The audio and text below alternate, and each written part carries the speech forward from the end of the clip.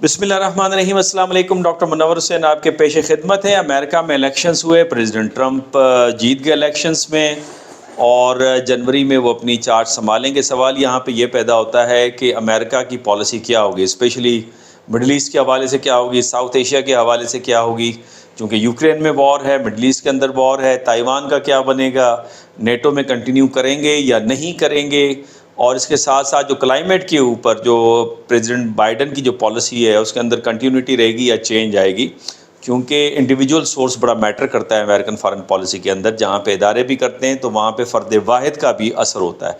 तो आज हमारे साथ हैं डॉक्टर ताहिर जमील, इनसे गुफ्तगू करते हैं, इनसे पूछते हैं।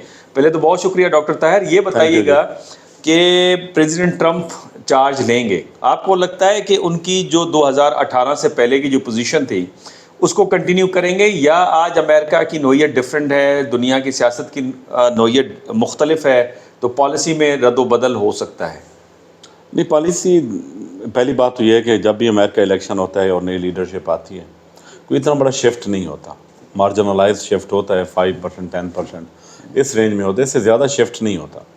लेकिन ये है कि जिस तरह से ट्रंप का इलेक्शन हुआ है और जिस तरह से ये जीता है, ये इट्सेल्फ एक यूनिक है। इवन अगर आप पिछला इलेक्शन भी ट्रंप का उठा के देख लें, पॉपुलर वोट में वो हिलरी क्लिंटन से हार गया था। और इस वक्त जो उसका पॉपुलर वोट का मार्जिन है, आई थिंक 5.7 मिलियन का है, कुछ इतना है। ये एक बहुत ज़्यादा मार्जिन है। इसका मतलब ये है कि उसका जो प्लेटफॉर्म था, उसका जो मैनिफेस्टो था, उसकी जो बात थी, और वो जो उसने जिन इश्यूज़ के ऊपर उसने कैंपेन चलाई, उसको लोगों ने बहुत ज़्यादा वेलकम किया और उसकी रिसेप्टिविटी बहुत ज़्यादा है। अब रिसेप्टिविटी का अगर हम देखें, कोर निकालें वो क्या है, तो वो उसने बात की थी फर्स्ट अमेरिका या अमेरिका फर्स्ट। इस वक्त मैं देख रहा हूँ कि अमेरिका आइसोलेशन में तो नहीं जा रहा। यानी कि अगर हम अमेरिकन फॉरेन पॉलिसी देखें, क्योंकि अमेरिकन फॉरेन पॉलिसी हमेशा इकोनॉमिक सेंट्रिक रही है, और जहाँ उन्हें महसूस होता है कि उनका कोई भी एडवेंचर और ओवर स्ट्रेच करते हैं उस एडवेंचर के लिए और उसकी इकोनॉमिक कास्ट इंक्रीज़ हो रही है तो वो बैकआउट कर जाते हैं। आइसोलेशन आप इस ज़िमन में एग्जांपल एक दे सकते हैं, फर्स्ट वर्ल्ड वार और सेकंड वर्ल्ड वार के दरमियान का जो पीरियड है। बाद में भी हम देखते हैं, इवन जब ये यहाँ पर कंक्लूड हुई कोल्ड वार और रशिया का एग्जिट होता है अफगानिस्तान से, तो पाकिस्तान के साथ उनके उस तरह से के रिलेशंस नहीं रहे। तो मुझे ऐसे लग रहा है कि इस वक्त अमेरिका की सबसे बड़ी प्रेफरेंस क्या है, वो है इकोनॉमिक रिवाइवल। अपनी इकोनॉमी को रिवाइव करना है, और ये भी उनके जहन में है कि ये जो इकोनॉमिक रिवाइवल होगा, it will not come through the barrel of gun. इसलिए अगर आप हाइब्रिड वारफेयर को स्टडी करें, उसमें आपको एक चीज़ मिलता है कि वहाँ जो इकोनॉमिक कंपोनेंट है वो बहुत ज़्यादा है। ठीक है, हमें बड़ा कॉन्फ्लिक्ट भी बहुत अच्छा लगता है, मज़ा देता है। मिडल ईस्ट और फ़लस्तीन के हवाले से हम अक्सर बातें करते हैं, खुश भी होते रहते हैं। इस्लाम का भी उस दरमियान में तड़का लगा देते हैं, फ़लाँ चीज़ है। इवन आप इस वक्त मिडल ईस्टर्न कंट्रीज़ का अपना मूड देख लें, छोड़ें सबको, वो भी अरब हैं और फ़लस्तीनियों की बात वो हमसे ज़्यादा बेहतर समझते हैं। वो भी रिफॉर्म की बात कर रहे हैं। नहीं, रिफॉर्म की बात, अब उनको भी एक एहसास हो गया है वही कि भी अब ऑयल वगैरह वो चीज़ें वो बैठ के खाने वाली बातें ख़त्म हो गई। अब आपको ओपन होना पड़ेगा और आपको बिज़नेस को इनवाइट करना पड़ेगा। कतर का भी यही मॉडल है, यूएई का भी यही मॉडल है, और सऊदी अरब भी उसी मॉडल के ऊपर शिफ्ट कर रहा है। अमेरिका का मुझे लग रहा है कि वो चाइना के साथ कन्फ्रंटेशन में नहीं जाएगा, मेरा अपना ख्याल है। हाँ, इतनी हद तक ज़रूर जाएगा। चाइना जब उसके एरिया ऑफ इन्फ्लुएंस को, जो पैसिफिक है और पैसिफिक रिम है, उसको जब तक वो वायलेट नहीं करेगा, क्योंकि वो मेरा अपना ख्याल है कि मैं जो चाइना का जो रीजनल हेजमोनिक मॉडल है, अमेरिका का जो रीजनल हेजमोनिक मॉडल है, उसमें मैं अटलांटिक को नहीं लेता। अच्छा, उसमें मैं पैसिफिक को लेता हूँ। ओके। और जब कभी भी पैसिफिक वायोलेट हुआ है अगेंस्ट अमेरिकन फेवर, आप फर्स्ट वर्ल्ड वार से, सेकंड वर्ल्ड वार से शुरू हो जाए, फर्स्ट वर्ल्ड वार से आप बात करें, तो वहाँ पर अमेरिका ने बहुत बुरी तरह रिएक्ट किया। इवन आप जो चाइना के साथ अमेरिका की ओपन डोर डिप्लोमेसी थी, उसको भी आप इस ज़िमन में देख सकते हैं, और जिस तरह उसने फिलिपीनीज़ के अंदर अपना होल्ड कायम रखा। इस वक्त भी पैसिफिक के अंदर अगर चाइना कोई ऐसा हरकत करे जो अमेरिकन हेजमोनिक मॉडल को वायोलेट करे या हेजमोनिक सुपीरियरिटी को उस रीजन के अंदर वायोलेट करे, फिर मैं समझता हूँ कि there are the chances of hard conflict. اچھا طاہر، چونکہ آپ نے بات کی کہ جب پریزیڈنٹ آتا ہے تو کوئی 5 to 7% چینج آتی ہے پالیسی کے اندر، تقریباً اتنا آتی ہے، اور آپ نے نہیں یہ بھی کہا کہ 5.7 ملین ووٹس کا فرق ہے. اگر اتنی میجورٹی میں ووٹ ملے ہیں تو وہ تو تبدیلی کی وجہ سے ملے نا، تو وہ کیسے ریفلیکٹ ہوگی امریکن ڈیموکریسی میں جہاں پہ لوگوں کا اہم کردار ہونا چاہیے پالیسی میکنگ کے اندر؟ دیکھیں الیکشن جب ختم ہو جاتا ہے نا، آپ ریٹورک کے موڈ سے نکل آتے ہیں. الیکشن میں ریٹورک بہت اہم ہوتی ہے، اور یہ نہیں کہ ریٹورک ایک ویکیوم میں ہو رہی ہوتی ہے اور اس کا کچھ نہ کچھ کنیکٹیوٹی ہوتی ہے. اب گراؤنڈ ریالٹی کے اوپر جب آپ آتے ہیں، جب بات اکانومی کی آتی ہے، کوشچن آتا ہے کہ لوگوں کو ہم نے روزگار کیسے دینا ہے، ہم نے اپنی اکانومی کو کیسے ایک لیس ڈیپینڈنٹ اکانومی بنانا ہے.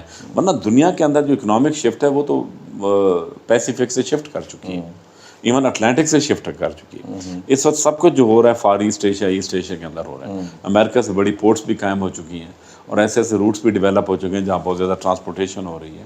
اور بڑے ملک ہیں جن کی جو اپنی پروڈکٹیوٹی ہے اور پروڈکشن بیس ہے وہ امریکہ سے کہیں زیادہ ہے. اس وقت یہ ایک مسائل ہیں. اب یہ نہیں، اب امریکہ کو میں اکثر کہتا ہوں کہ وہ ایک بائی چوائس ایک طرف گئے تھے، وہ تھی سروسز اکانومی. ان کا بزنس ماڈل ہی اسی طرح ہے.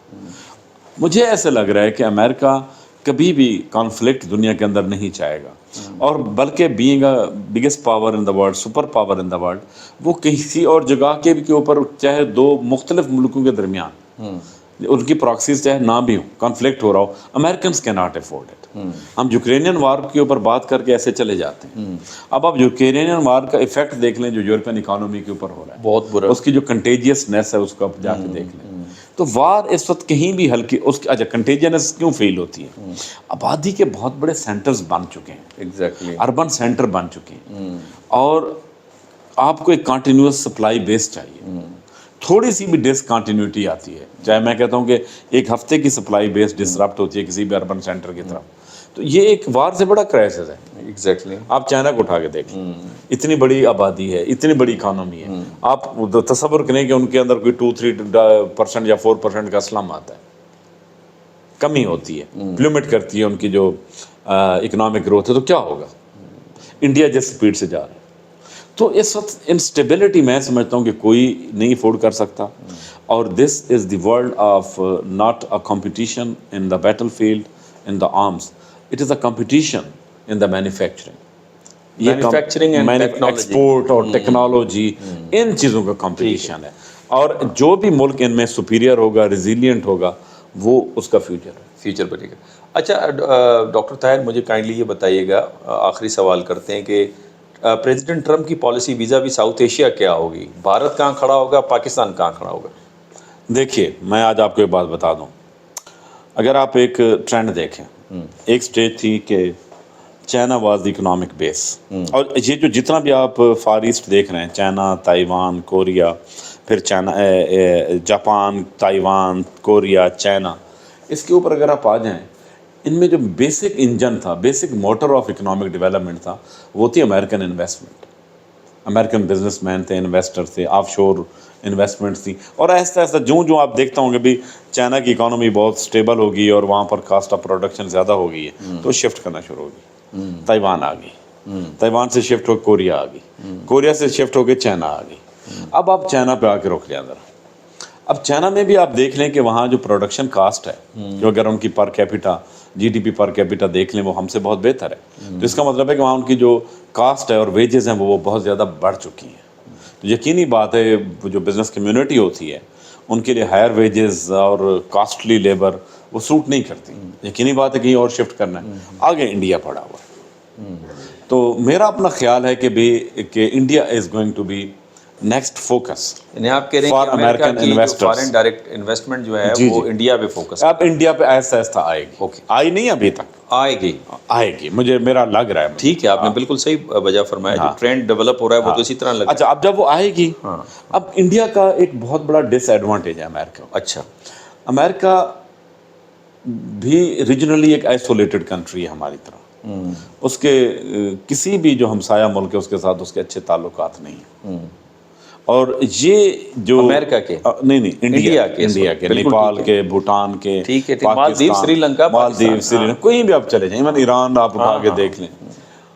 تو یہ ایک بہت بڑا اسٹمبلنگ بلاک ہے، کیونکہ اس کا مطلب یہ ہے کہ اسٹریٹجیکلی چیلنجڈ لینڈ ہے انڈیا جو ہے نا اسٹریٹجیکلی چیلنج لینڈ ہے، اور جو ایسی لینڈ ہوتی ہے اس کے بڑے اکنامک کمپرومائزز ہوتے ہیں. ٹھیک ہے.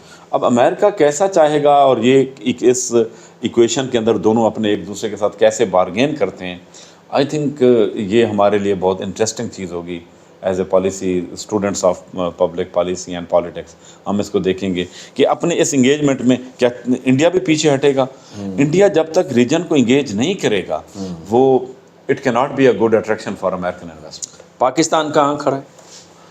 دیکھیے پاکستان کا اپنا ایک رول ہے.